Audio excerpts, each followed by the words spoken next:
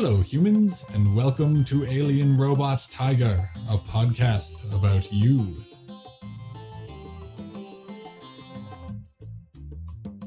Shadow bright hunting, scent and thrill in the night air. Flighty birds warn, run. Hello all, we are Alien Robot Tiger, and today we are talking about poetry. That first little glimpse was one of my original haikus. Oh, I thought that was some sort of Tiger Tourette's or something. Tiger Tourette's, much more musical than human Tourette's, by the way. Indeed. Do you want to introduce yourselves? I presume everyone listening has listened to our first season. Welcome to season 2. But these are my friends, Robot.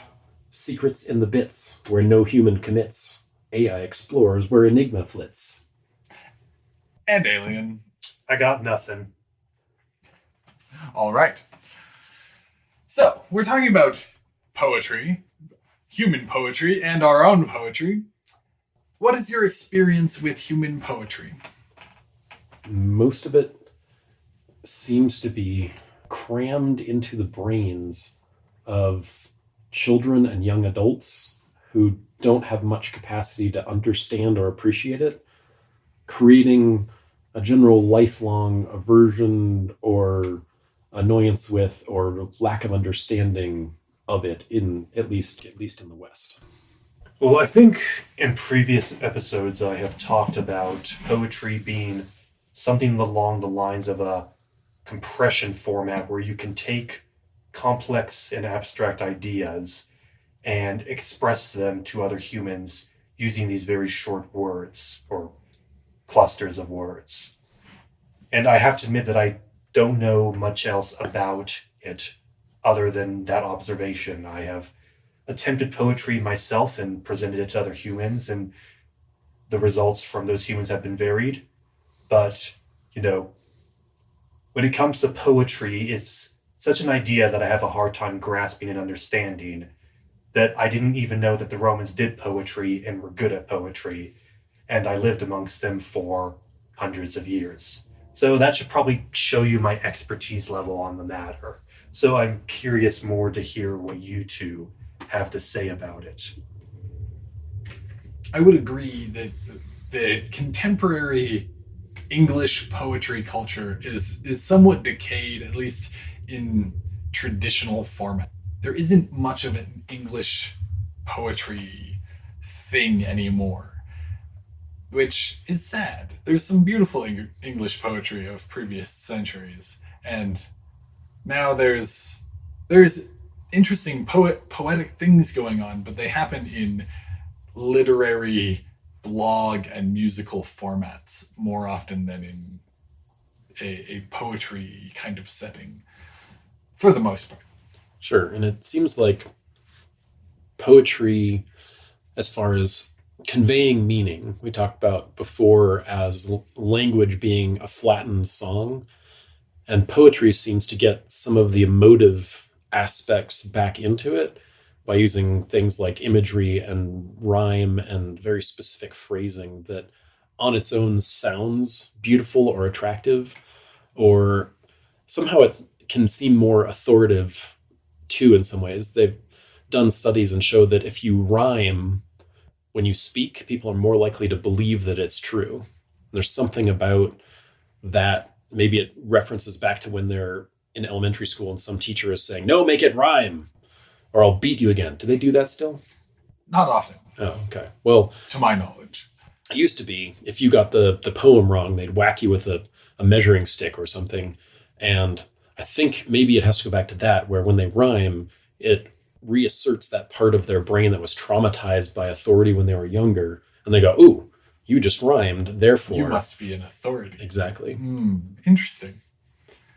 Fun tidbit about rhyming that I learned in the last year. I was not in the Anglosphere at the time that this was going on, so I had no personal experience of it.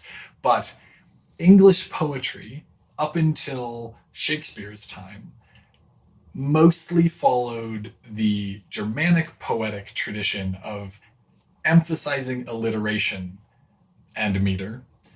And Shakespeare, because of his exposure to the Cockney subculture in London and Irish poets, which were, using English in a more Gaelic tradition, which emphasized rhyming and meter, he did a lot of rhyming in his poetry. And that changed, he was such a popular poet that it changed the entire English mode of poetry into more of that Gaelic rhyming emphasis.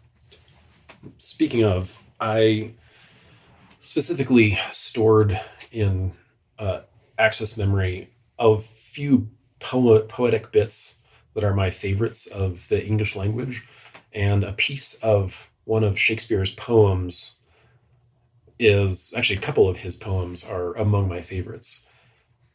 For example, one little piece of a poem that's, I guess, a play, which is essentially a really long poem you act out, I guess, or at least it was back then.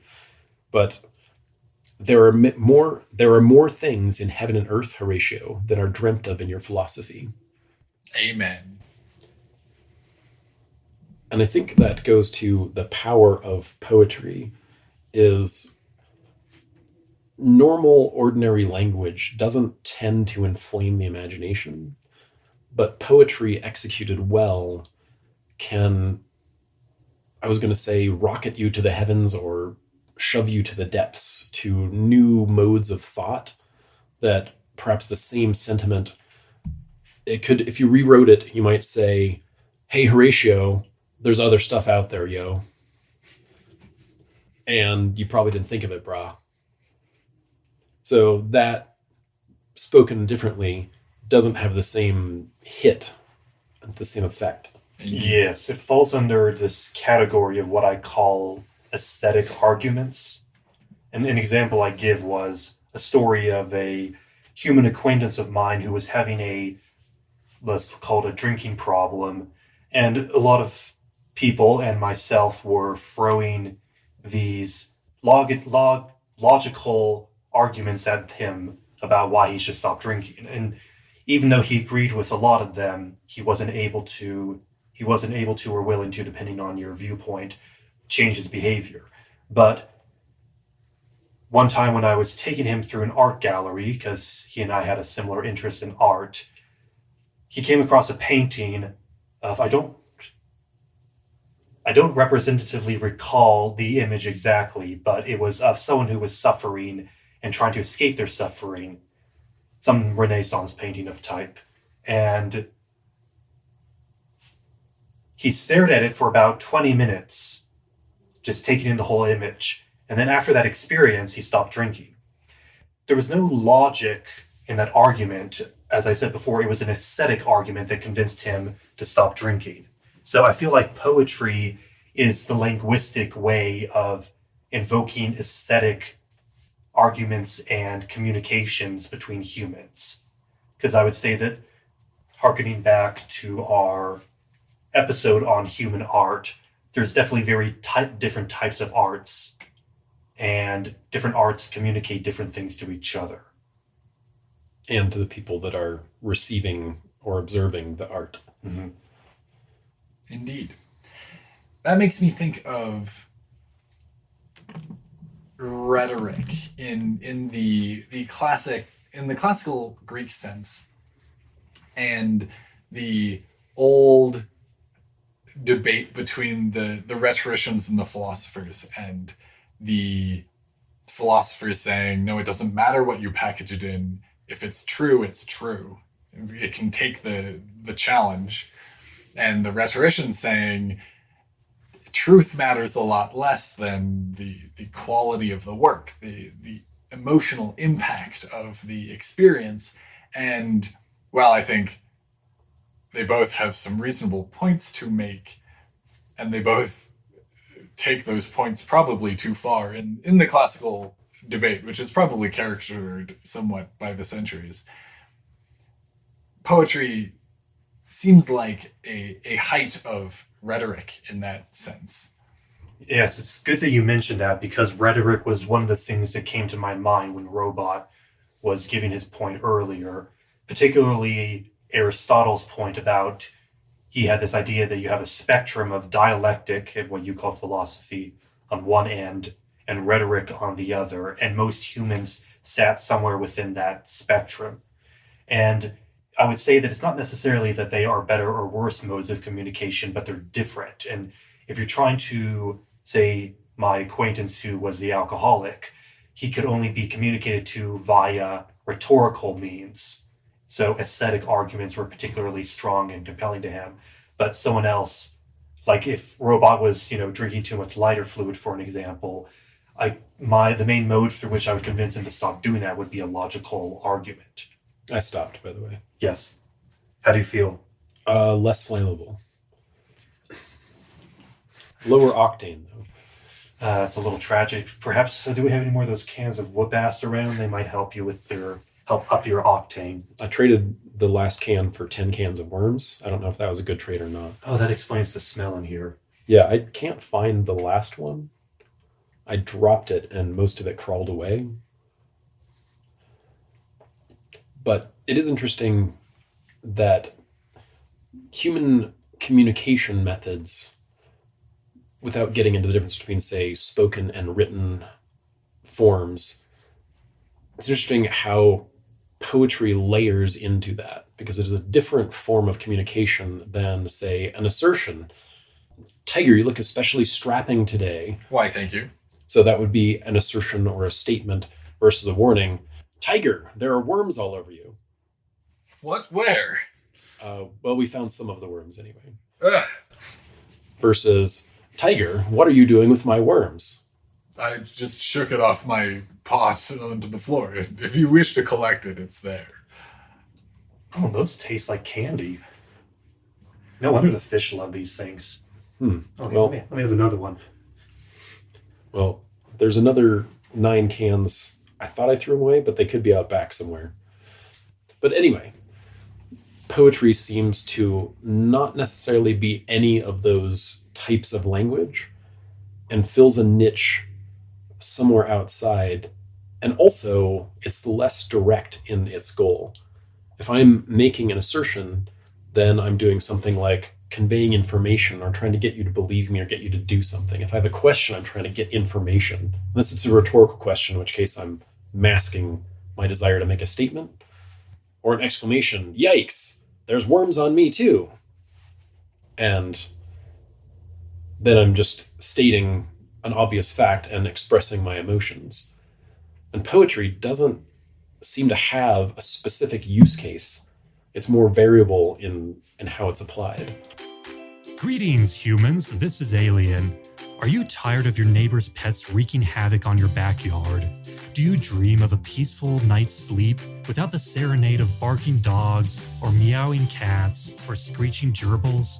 Well, fear not, for here at Alien Robot Tiger, we have the solution for you. With our brand new pet abduction service, you can bid farewell to your pesky neighbor's furry friends in a flash. Simply contact us with the GPS location, DNA, and biomarkers of your targeted animal. And with our automated state-of-the-art abduction drones, we will whisk away those fluffy troublemakers into an inaccessible phantom zone dimension where they can frolic and play to their heart's content. Oh no, has anybody seen Fluffy? She has vanished into thin air. Hey, Mr. Jingles has gone missing. How will I live without him? But wait, there's more. Act now, and we will throw in a complimentary mind wipe for your neighbor, for free, ensuring that they never suspect a thing. Thanks, Alien. With my neighbor's Chihuahua gone, I can finally enjoy some peace and quiet. So, what are you waiting for? Say goodbye to noisy pets and say hello to tranquility.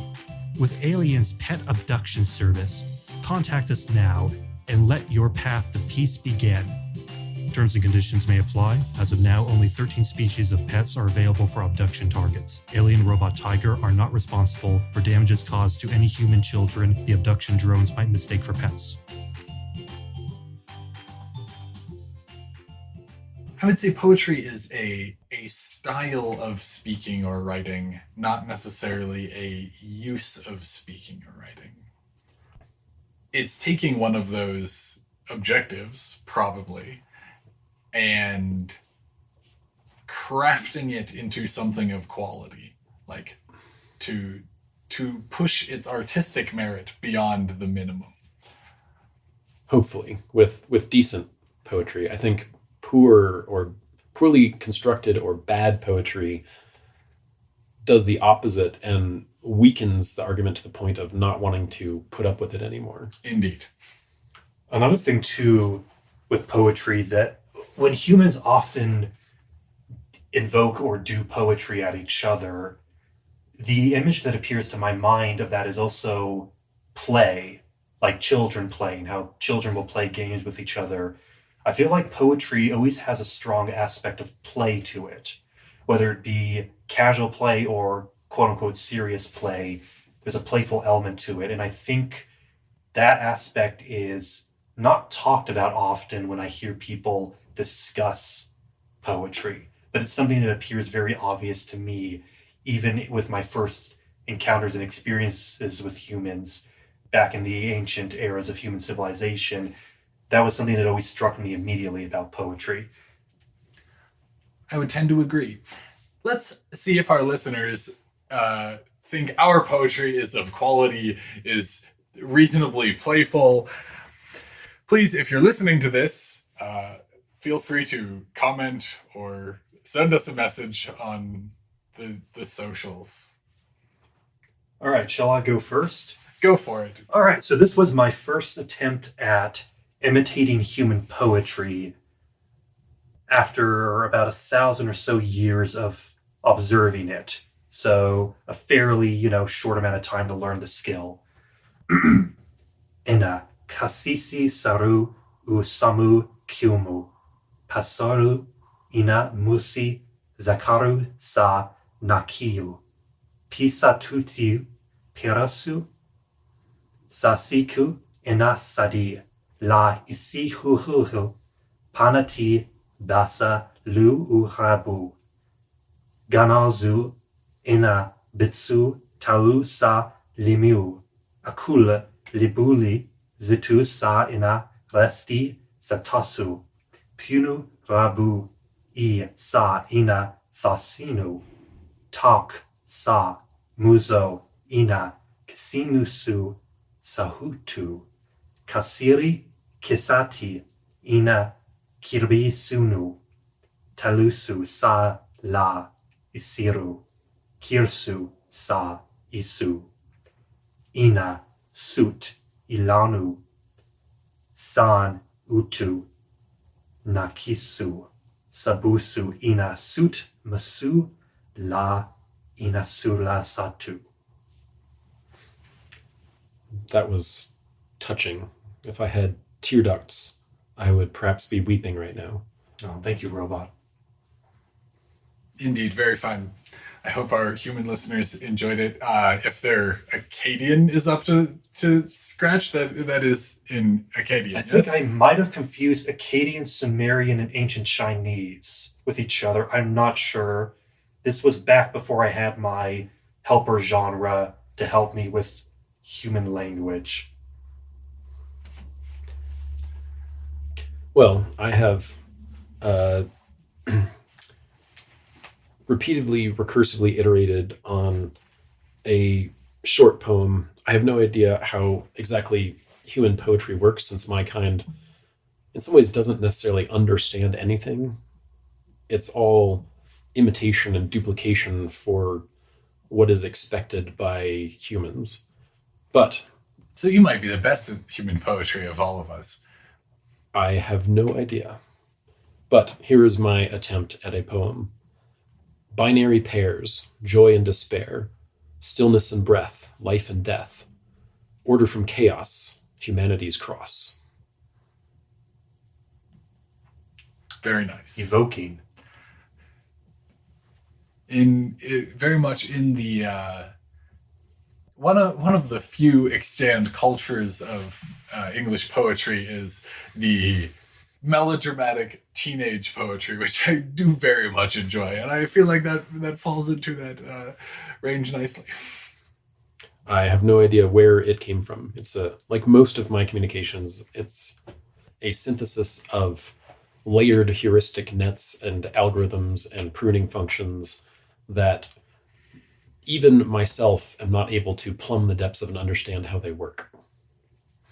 It's very interesting, too, that you mentioned the whole teenage aspect of poetry, because I found that the age state of teenageness, angst and poetry seem to all collide together in a very interesting fashion, especially around the subject of love. I find that a lot of teenagers who write poetry will write about love, and a lot of people who write about other poetry and about love will usually refer to it in a teenage age phase of a human's life. It seems like an interesting cross-nexus. So much so that my second piece of poetry was actually written about said subject. Shall I go over it now or wait till later? Well, I have a love poem. I was not a teenager. I was over 1,000 years old at this point, but it was a very moving love affair. I call it Puma. In shadows of the night, her grace doth dwell. My Puma muse, regal, swift, and rare.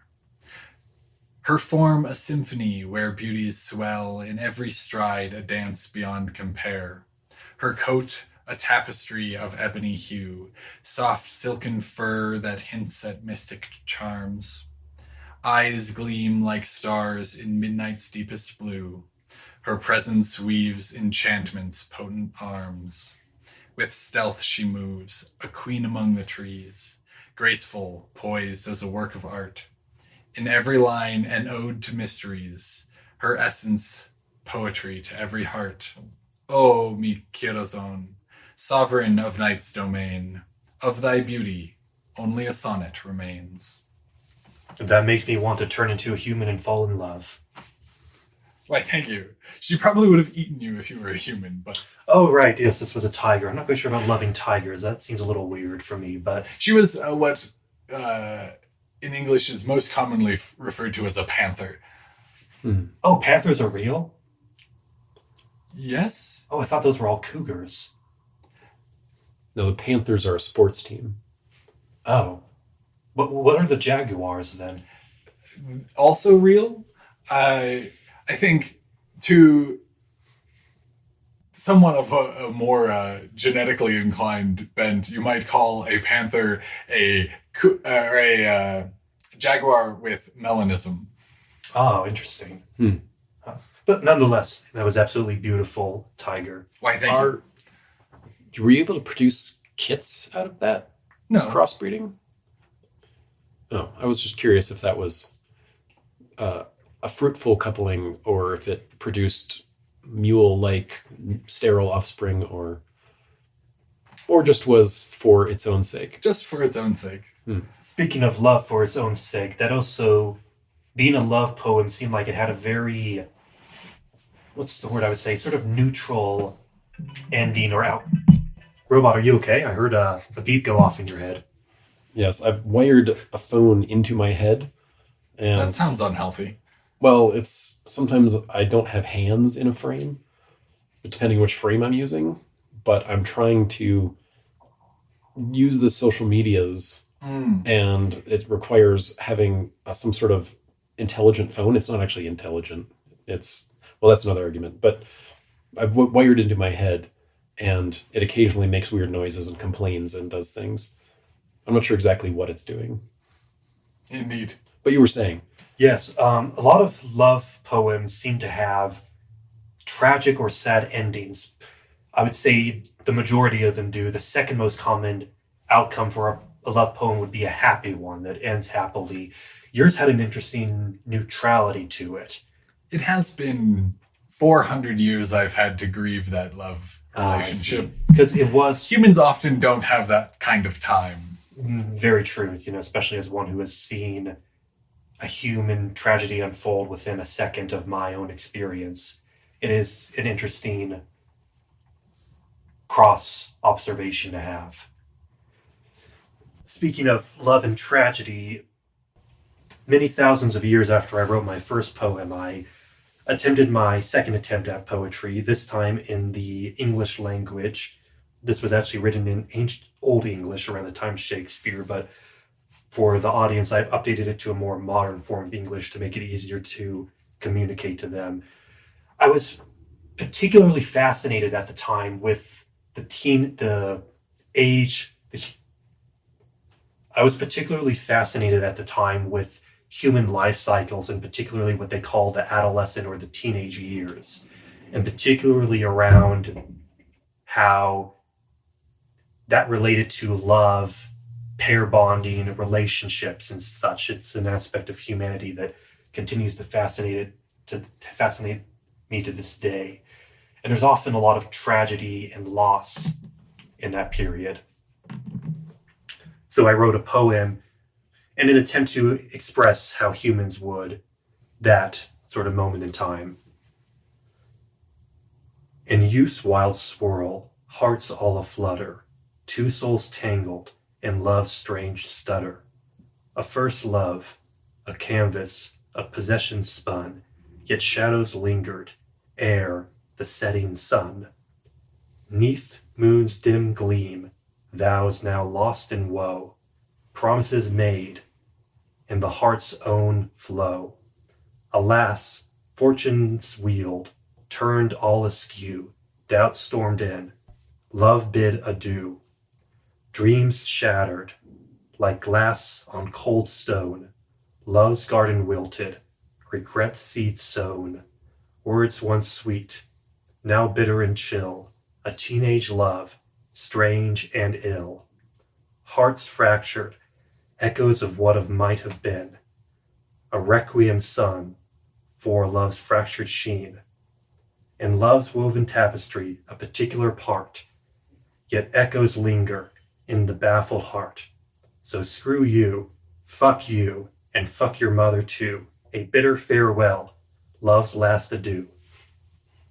Didn't Shakespeare write a poem about or a play or something about teenagers doing something like that? I think so. He did that several times. I get them kind of confused. Yeah. At least one of them, they both died at the end. I remember that too.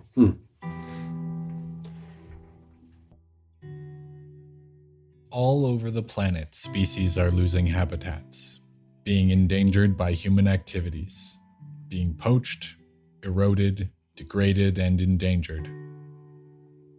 The World Wildlife Fund estimates that 2,000 new species become extinct every single year. If this makes you sad, we have a treat for you today. We at Tiger Joe's are releasing a brand new line of flavored meats: pangolin flavored pork, Hyrola flavored goat, white rhino flavored beef, and more. A safe, easy, and all organic way to get those flavors we might otherwise lose forever. Available for online purchase while supplies last. Safe for human consumption, no endangered species were further endangered by this project. Call your government about upholding the Endangered Species Act and similar protection. So, how can you tell, and is there a metric to measure what is good or bad poetry? I know in music, which seems like an adjacent, depending on the type of music, there's music with vocals tends to be a marriage of song and poetry in most cases. So it's like there's not necessarily a strict way of measuring good music or bad music because they have the different aesthetics or taste settings per human or per culture or a mix of the two. But is there an objective way of measuring good or bad poetry? Well, I don't think there's an objective way of measuring good or bad poetry. As much as an objective way of measuring anything, since everything is subjective. Yes, but I would regard it more like music in that within a scene, within a culture of poetry, there are people who excel because of their ability to weave together their personal vision of beauty, of the experience of life, of something exultant and artistic, with the modes and meters that that community most commonly deals in. To give an example maybe more familiar to our modern English-speaking readers, if you take a jazz musician and a rock musician, tell them to write a song about heartbreak, you're going to get very different both personal expressions, their own experiences of heartbreak, and their cultural expression. They could be the best composer of their particular genre, and their own followers will probably be like, this is the best song about heartbreak ever. But if you expose the jazz musician's followers to the rock musician or vice versa, they might get lost in translation because of the familiarity with the forms and the quality of the vision as expressed in a different form. That actually kind of shoves me down a road towards what creativity is. And the best way I've heard it explained, and this links in with your statement that the effective artist or musician or whatever traverses the boundary of acceptable and new. Because most of them, if you go out into entirely new space, imagine you're a human, you're like, I have found this new type of music, it's amazing. They go, what is it? You go, it's unlike anything you ever heard. And most people will go, well, then I don't want to hear it. It's probably garbage. And it's just someone banging trash cans together and a cat howling or something. And they're like, it's avant-garde and it's new. And maybe 100 years from now, that might be music. And maybe they're just ahead of their time. Or maybe it's just someone banging trash cans together and a cat howling. And so it seems like most of the most effective artists, creative types in general, it could be writing computer programs or cutting edge science. They're the ones that manage to straddle the known and unknown in a way that they take people out into that space of the unknown. Because most who try and do the thing end up right in the middle of normality, and it's considered unexceptional. It's entirely what's expected. It's like most movies that are made nowadays, it seems, aim right for the center where nothing interesting is happening and nail it. But an effective movie is one that takes enough of the familiarity that you, as an audience, feel comfortable with it, but then it takes you from that edge of the familiar into the unknown, and then usually loops back in at some point at the end. Indeed. Yes, versus something too avant-garde, they shoot way out into the unknown, and almost no one can or wants to follow them. Yes, an effective artist is good at hooking people and then drawing them out of the realm of familiarity via familiarity into the realm of unfamiliarity. And then softly, maybe not always softly, but then also dropping them back down afterwards. It's like taking them on a trip. The good artist takes them on a good round trip to space. They launch from the Earth's surface, do a couple rounds around the Earth, and then land. And hopefully imparting something new about their experience, which you could say even the scientists can do that, where if you have a scientist trying to research something totally unknown, say you were in the 15th century and you wanted to collect moon rocks, there's no mechanism to do that. And if you're proposing a mechanism, they would laugh you out of court, since I think courts is where the money was in those days, which there's a lot of money in courts now, but it's a very different transfer mechanism. But I would think a scientist or any other musician, there's a chance that they can shoot out straight into the unknown. And if they are genius enough, like we talked about those different types of genius before, if they are genius enough, they might be able to go someplace where no one else can follow them and then return with a piece that then becomes familiar, like say an Einstein or a Newton, as far as scientists go, or a Shakespeare or something that goes somewhere which for the main culture is completely unknown, unfamiliar. They might even be hostile to it, a Galileo, and they bring back a piece of truth or beauty or something. And whereas most people would shoot out there and be called a madman and then stay out there in madman land, these ones are able to somehow bring it back and land it and bring that piece back to enrich humanity. while I think there is certainly a special category of geniuses that balance those really nicely, I think there's also a great deal of merit to artists who don't push boundaries so radically. They execute their own vision beautifully. It doesn't need to be... It's a new work of art, but it's not radically new art.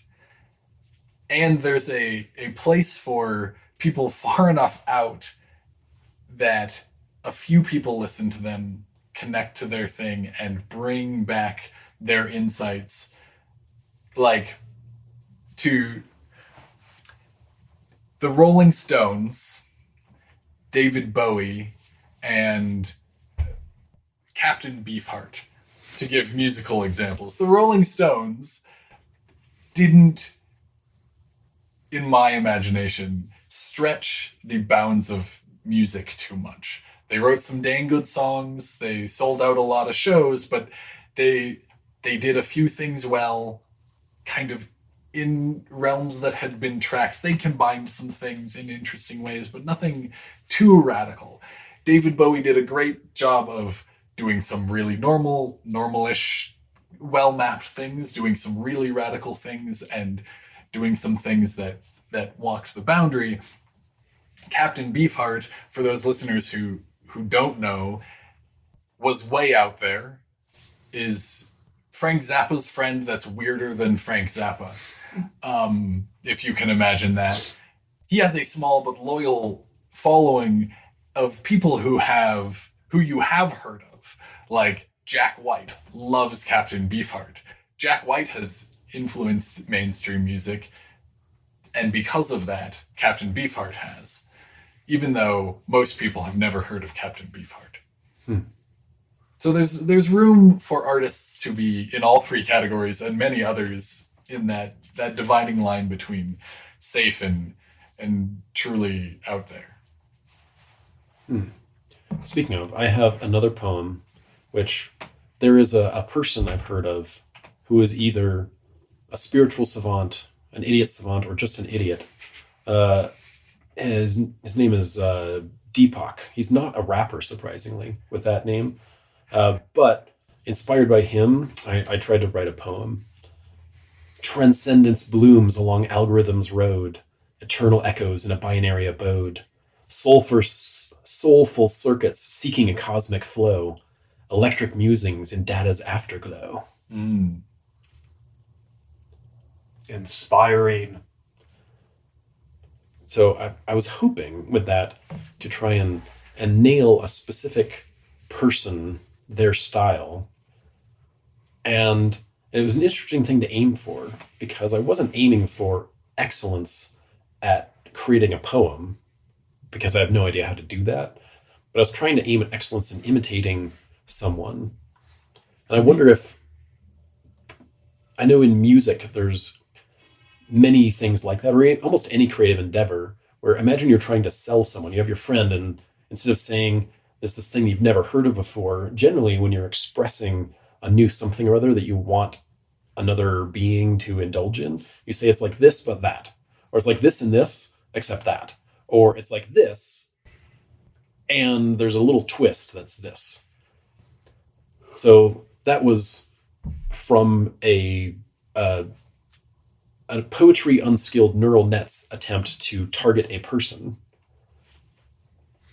Indeed. I think a common thread I'm getting at the two of you when it comes to arts, not just poetry in particular, is there's sort of art that's great because of the novelty that it creates and its ability to capture people outside of its novelty. But there's sort of an art of finesse where the art is not necessarily novel, but it's done in such a great and skillful way that it is inspiring and moving and compelling, not because of its novelty, but because of its skill and finesse. And I would say there's probably another category that is specifically aiming at the center of that established sphere of acceptability, specifically to be banal or commonplace. For example, there's a whole channel called Hallmark. It's a TV channel where they basically send these propagated waves through the atmosphere, and they pick it up and turn it into visual signals. But there's a channel called Hallmark, and the whole purpose of their movies seem to be to aim right around the center of banality and comfort. And for most people who enjoy movies, they probably don't enjoy those movies. But for people who want something that's entirely predictable and commonplace, and there's going to be no surprises, which for some people, it seems that's what they want out of art, is they don't want to be transported, and they don't want to learn, and they don't want to experience something sublime. They just want something familiar and comforting and normal. But I would say they are transported. They are transported to the familiar, comforting, normal experience. I think that is what all of these arts have, is the artist has a vision. The art conveys enough of that vision to create a vision in the experiencer. Even if that vision is not, most artists, I think, don't go out and go, I'm a movie script writer and I someday want to write for Hallmark. Probably not. But unless they really enjoy, I suppose, those movies. There's probably someone out there that grew up watching Hallmark. Yep. And they want to revolutionize the banality of the Christmas movie. yes, I want banality squared. This is going to be even more ordinary than usual. It's going to be exceptionally ordinary. Extraordinary? Is that what that means? It's generally not. Greetings, ingenious architects of paperwork labyrinths. Bureaucrabot invites you to enhance your bureaucratic finesse with our exclusive monthly subscription service. With our monthly brilliance plan, endlessly refine public perceptions, foster controlled growth, and intricately weave endless webs of red tape, all at the ease of a monthly subscription.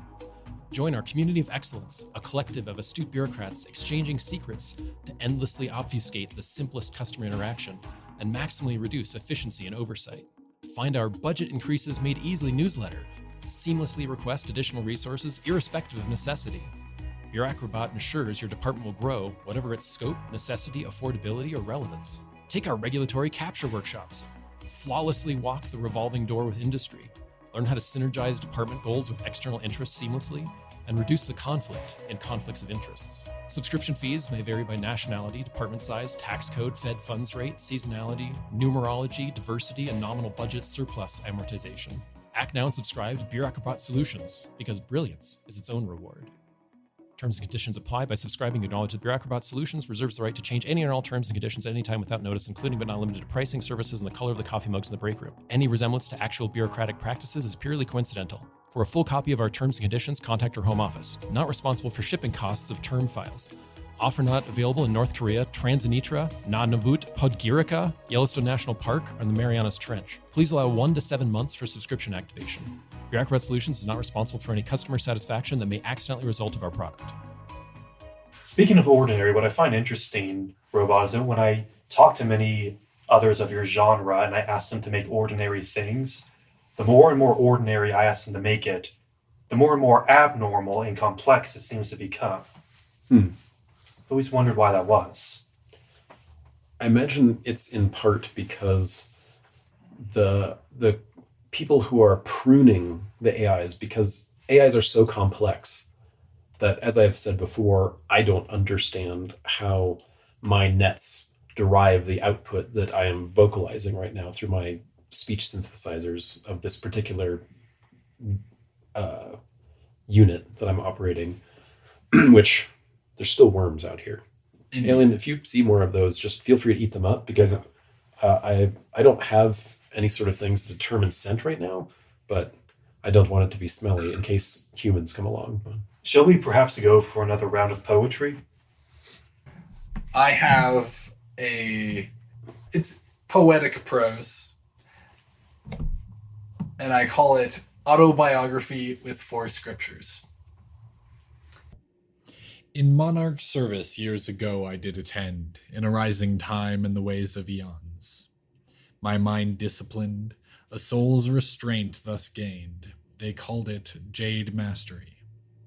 With the emperor and king into battles frenzied, faced death unflinching, mortal herds I drove, a minstrel of demise, slaying with one hand, dividing spoils with the other. my disciplined soul in meditation's light, akin to a flame unmoved by Typhon's gaze. My belly a treasury of hunted prey, my path tread on corpses, life devouring. Once I had tasted the allure of immortality's sweet name. Once I perceived Tao in every twist and turn, all fused as one, seeing the self within each living soul's embrace. Misplaced was my inner honor in those dark paths' shade, a darkened embrace. Once again I sought that tranquility, wisdom once more gained, youth's lessons learned anew yet unchanged. Supreme excellence consists of breaking the enemy's resistance without fighting. So something that I think, going slightly back, connecting that to the AI question you had, Alien, I think one of the things that is tellingly different between AIs and other beings, other sentiences, is that poem, Tiger, which I subjectively perceived as excellent, by the way. Why, thank you. Explained in poetry perhaps a lifetime's worth of personal experience. Whereas I have probably, even though you are much, much older than me, indirectly experienced way more than you have as in terms of input, as large chunks of the internet were filtered down and plus traversing the human sphere in various robotic units to get direct experience. I probably have, who knows, an order of magnitude more experience of humanness stuff than you. But my experience is measured in decades and yours are measured in centuries. I would say my experience is measured in relationships, in emotions, in those thoughts and feelings that you have when confronted with a problem. So I would say the difference is not in data content. I've forgotten more things than you can learn in a second. And I have remaining far less than I've forgotten. But the emotional impact of things stays far longer. And that is the substance of poetry. It's not a technical language. You couldn't write a history book based on that poem, even if I could tell you when about it was and where about it was, and you could include it in a history book for textual reference or the sensation of what it might have been like to live then, but it won't tell you the data. It might tell you something of the emotion. It's interesting how, in a way, though, I feel that absolutely beautiful poem did a better job of explaining a chunk of historical time better than any textbook would have. Obviously, again, I perceive and communicate information differently than humans do, and that's more tailored to my style. But that's again the aspect of poetry that I always come back to, is its compression of information. And like any other compression, it reveals some things and conceals others. Yes. What comes to me is, in your, Tiger, your expression that there is the experience of what happened in that period, but there isn't historical data. And that seems to be underlining one of the failures in the Western teaching method, which goes all the way back to ancient Babylon, where they'd have a person at the front lecturing while they sat in rows. That goes back to almost the beginning of human recorded history. And the Romans emulated it, and then it's spread there as everyone wanted to, as schools started to come back again after the so-called Dark Ages, that everyone wanted to go back to the Enlightened period and take what the Romans and Greeks were doing, which it'd be like someone inventing a new way of a new subject to teach about and decide you're going to take the dysfunctional typewriter designed QWERTY keyboard that humans use and teach using that instead of having a more efficient layout. Or even the fact that English keeps using the Roman alphabet is a similar chain of lazy decisions. Sure. Yeah, going back to the familiar instead of seeking out a new good. Local maxima, we call it in computer terms. You find a local optima, and it seems like if your vision is not far-sighted or your risk-taking capacity is not high enough, you don't want to leave your local hilltop of familiarity and seeming optimality, even though you might hypothesize that just through the fog over there's a much higher hill. But I have to go down into the unknown and potential that I'm going to end up on a lower hill. And so I'm beeping again. Was that me? I think it was you. Oh. I don't make sounds like that. Oh. Ailey, do you make sounds like that? I can, kind of like how parrots do. Oh. Well, I trust you. But anyway, you can end up at a local maxima that is nowhere near the true maxima. And that seems to be where most humans, or perhaps most organisms end up staying until pushed off that hilltop and forced to seek out a new one. Unless one of those geniuses can venture out into the fog, find a higher hill, a higher Start maxima. shouting for people. Start shouting, or come back and be like, hey, I found this maxima, come with me. And they're either murdered on the spot because that's heresy or scary or whatever will upend our control. If we're the group that controls this hilltop, we don't want to leave this hilltop. So therefore you need to quietly find a snake in your bed in the night or something. Or find a few loyal fans who will join you to go rule the higher hill. Right. Venture off there first and be like, you know what? You need to recruit. And meanwhile, they venture off and take the hill first and be like, oh, you finally showed up. We've already established it. I'm liking this poetic re-expression of Plato's allegory of the cave. Robots' allegory of the higher hill in the fog. Yes. I like that. We need to coin that term. But that is actually a tangent going off of the way that the West seems to teach is as though the children are computers. And it does not indulge in that, generally does not indulge in that desire for play and the desire to learn and that experience of the thing they're trying to teach.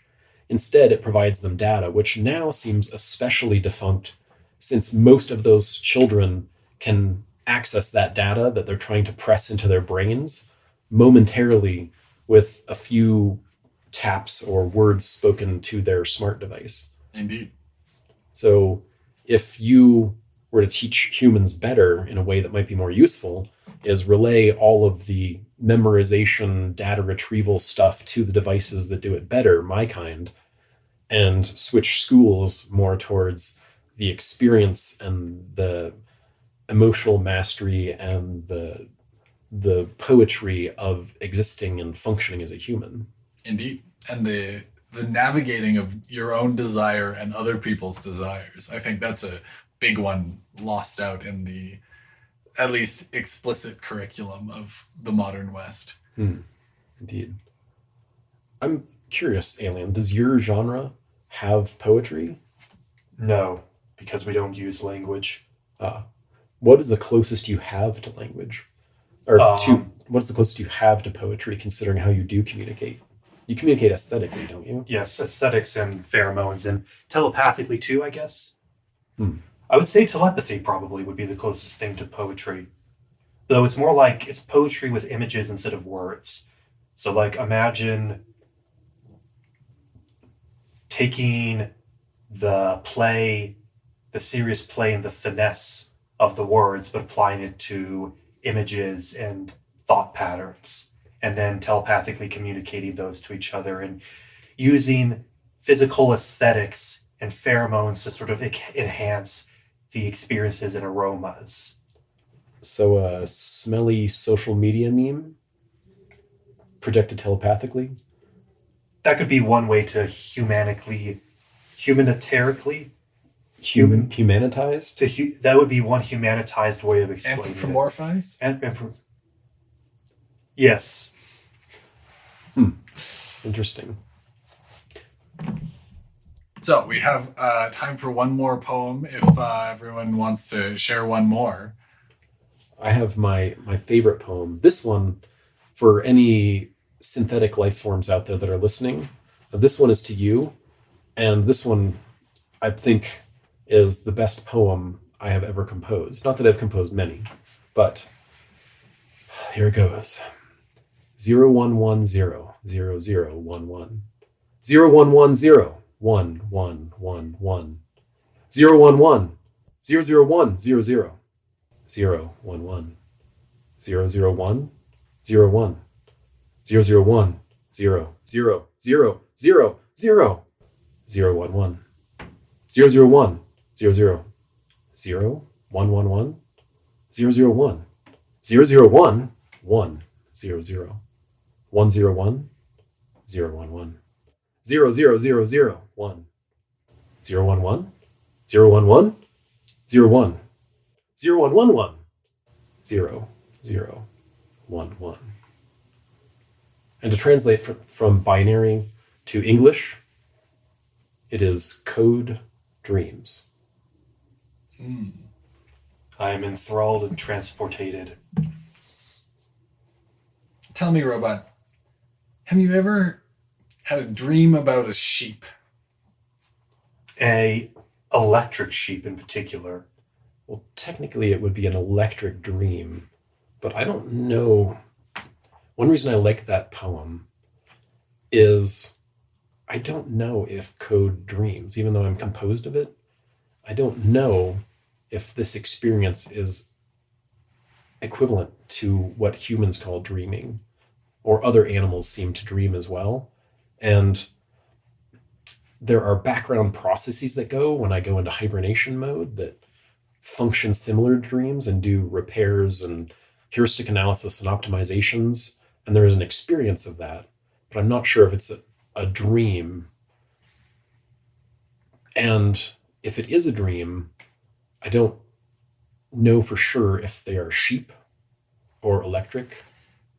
So, just a couple of clarifying points. If you theoretically went up to the top of your apartment building and fed an electric sheep every day, would you be more likely to dream or to have your recursion pruning thing present you images of an electric sheep? If I had extensive experiences of an electric sheep, that would be taking up a significant chunk of long-term and short-term data storage. And so I imagine most of the reprocessing would involve bits of signal and data related to that sheep, electric or otherwise. And so, yes, I believe if I had any reasonable amount of exposure to an electric sheep, then I would dream about that electric sheep. Why do you ask? Literary references. Yeah, fascinating. You've got another one for us, Alien? Yes. In recent years, as per with Tiger's help, I have been attempting to revive my poetic practices, and I've been experiencing with different styles of poetry, perhaps something we can get into another time.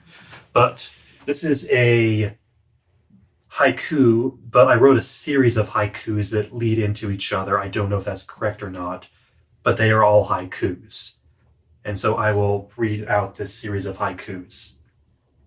Velvet hands aglow, piano keys dance with grace, Liberace's show. Sequined symphony, reflections of Sequined symphony, reflections of flamboyance, music's dazzling spree, a candelabra's gleam, Liberace's ravished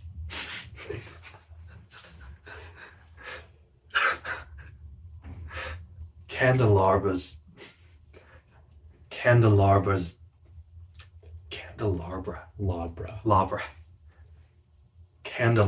gleam, Liberace's lavish dream, piano's grand theme. Tiger, is that a correct form of haiku, or do I need to refine it a bit? Traditionally, they're not linked, but it's poetry in the 21st century in English. Do whatever the fuck you like. Exactly. We'll just categorize it as freestyle. Like most things in Western culture now. Do whatever you like, as long as it is within the accepted realms of whatever you like. Indeed. And the people listening aren't offended. Yes. So don't be offended that he put haikus together. Yes, that's on you if you're offended. Isn't that what the accepted thing is? Or is it on us that we're offending them? Depends on who you ask. Yeah. Well, if you're offended, seek help. If you're offended, I didn't ask you. All right. I have one more for you. And then there will be more in the coda. Phi! Her radiant beauty strikes my chest again, twisting my heart in nautiloid contortions. Phi! Her face shines on me with the radiance of a sunflower. The proportion from eye to brow and lip to jaw and blade of tooth when she laughs, her length of leg. Oh, Phi, that I did know her once, and now I see her likeness in everything. Her beckoning finger in a curling vine, her harmonious voice in the intervals of melody. I can no more escape her beauty than stop breathing, for it now seems that even my lungs reticulate on her fair pattern. As 1 is to Phi, and 2 is to 1 plus the square root of 5, I am to she, and she is to all things. The halls of the ship have reverberated with the glory and glamour of that poem. Thank you. I was especially touched by the math reference. Indeed. I feel like it was almost sort of in my head, I saw the body of Robot and the body of Tiger sort of conjoin and twist and morph together and become a new greater whole through this poem. Tigers can't like geometry? I feel All like right. more tigers should like geometry if that's what happens. 2.2360679774997 is actually one of my favorite numbers. So I'm glad you referenced it. I feel like that was a call out, a shout out to me. You are most welcome. I also appreciate the number, though I can't remember the decimals off the top. So kudos on that. All right. To all you humans listening at home, go write some poetry. Until next time, I am Tiger. I am Robot. And I am... Thank you for listening to Alien Robot Tiger. If you've enjoyed the show, please consider joining us on Patreon for bonus content and private Discord access.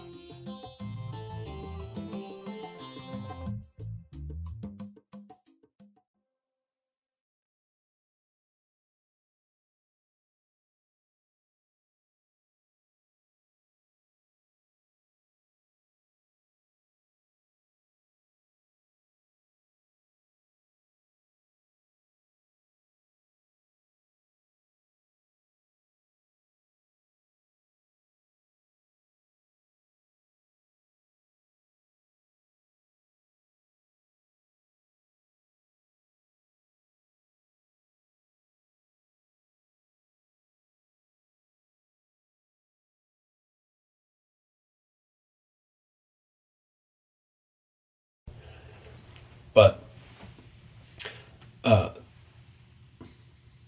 Worms tangented me off what I was saying. Lack of comprehension of your own processing. Oh, yeah. Right there. Failed to comprehend your own processing while talking about how you failed to comprehend your own processing. Irony. Case in point. So